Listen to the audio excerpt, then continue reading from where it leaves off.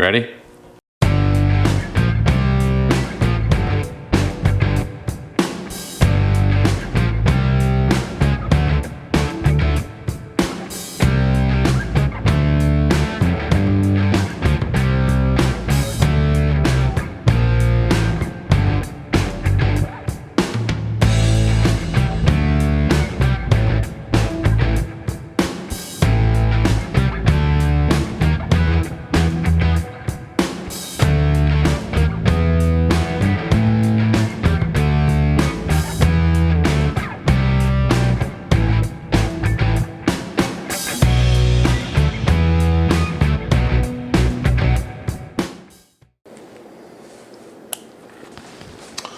All right, well, since now we have, with new batteries in our microphone, hopefully let's try this again, hopefully with no problems. Anyway, welcome back to Fabrication 101. It's great to have you guys back in the shop with me today. Obviously, we're working back on the Bronco. We're adding some lights to this thing.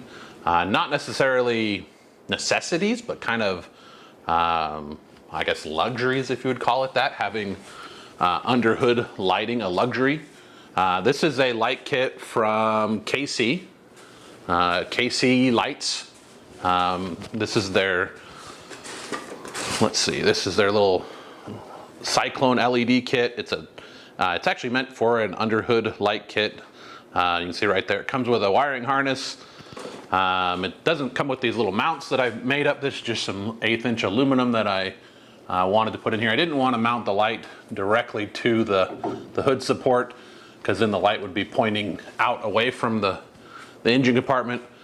So I went ahead and kind of made up these cute little pieces of aluminum so that it kind of pointed the light down more. And it really does help to light up the engine bay. Makes it really easy to see that little Cummins 4BT that's in there. And I ran it's a pretty sweet little harness kit. I did have to stretch it out a little bit, make it a little longer so that I could run the wiring down the edge of the hood, around here underneath the fender, and it comes out here.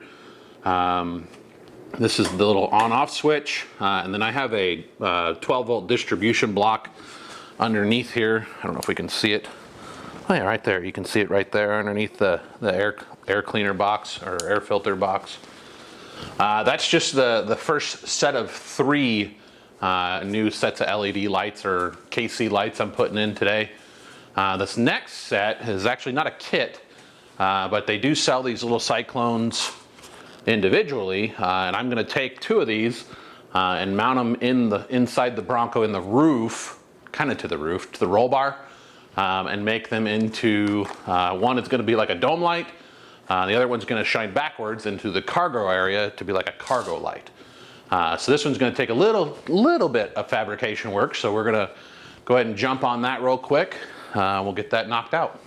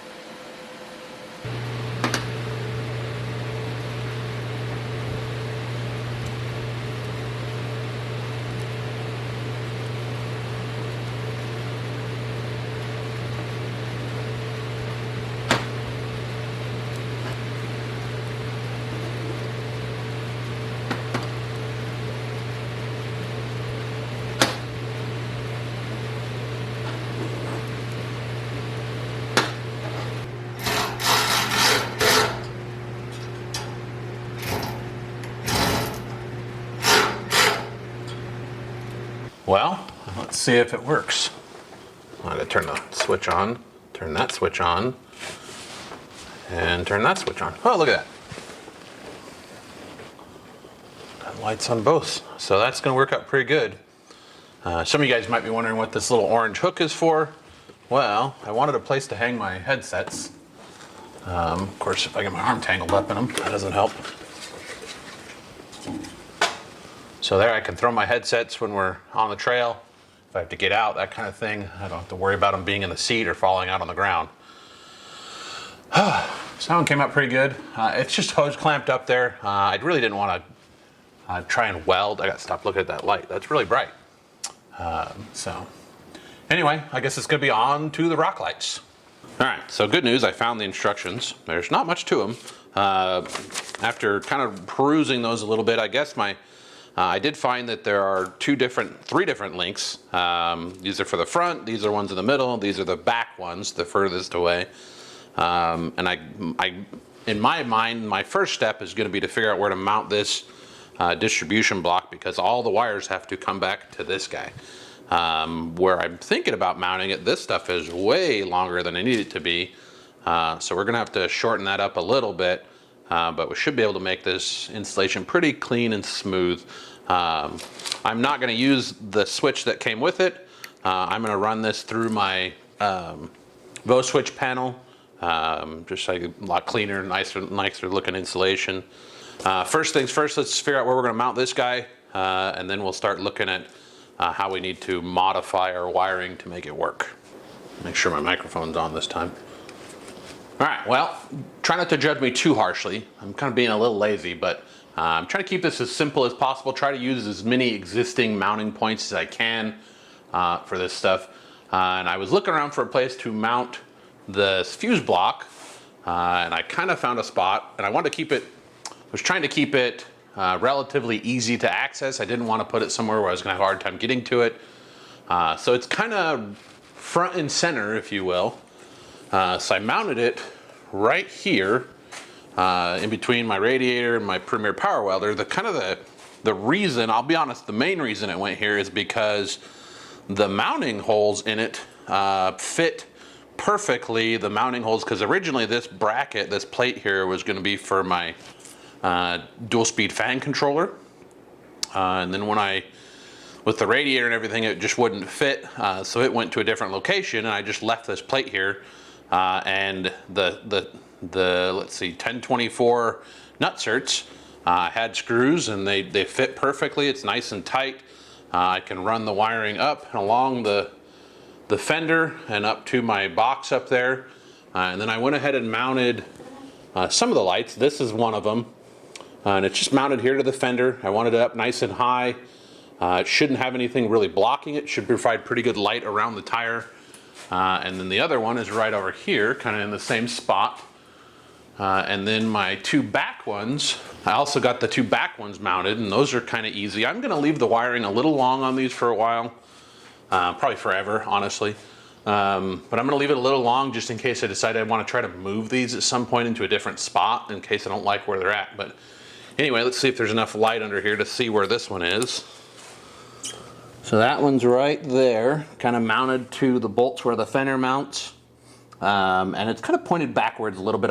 This is one I'm a little worried about. It's too far out, but it should give me a lot of light in front of the tire. I do have mounting bolts up under here if I do decide I want to move it in a little bit more, but we're going to go ahead and try this first. The other two are just going to get mounted up underneath, right up under there. I'm just going to screw them right into the floor, so the support, what do they call it? Support bar in the floor support. That sounds funny, but anyway, I'm just going to screw that one up in there, and then it's time to run some wiring. And hopefully I have enough wiring to run these things without having to try to get out my wire stretcher.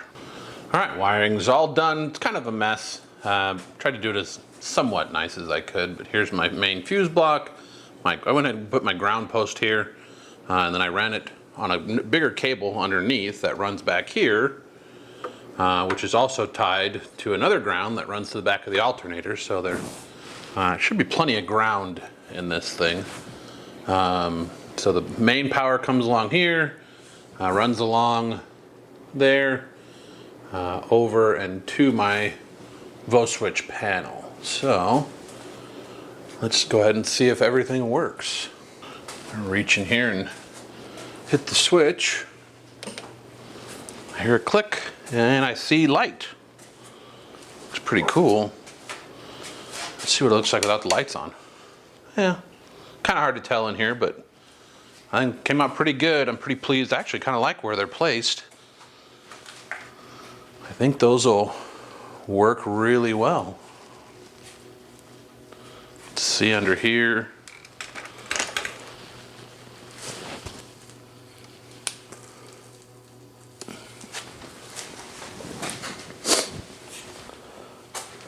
Kind of like how it lights all this stuff up under here. It's almost as good as having the lights under the hood.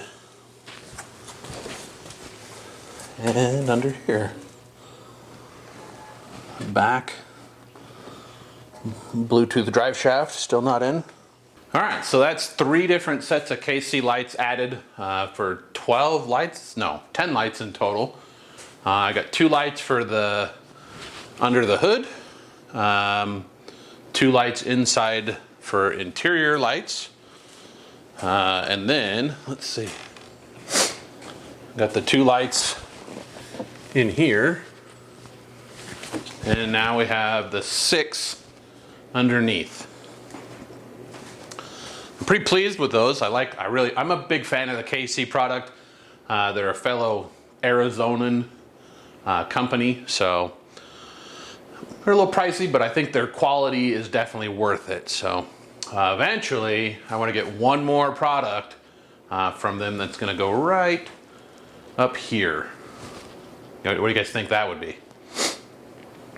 Anyway, I got one more thing I'm going to put on before I end this video, but it's kind of a secret, so we'll be back in just a second, and then you guys will get to see what it is.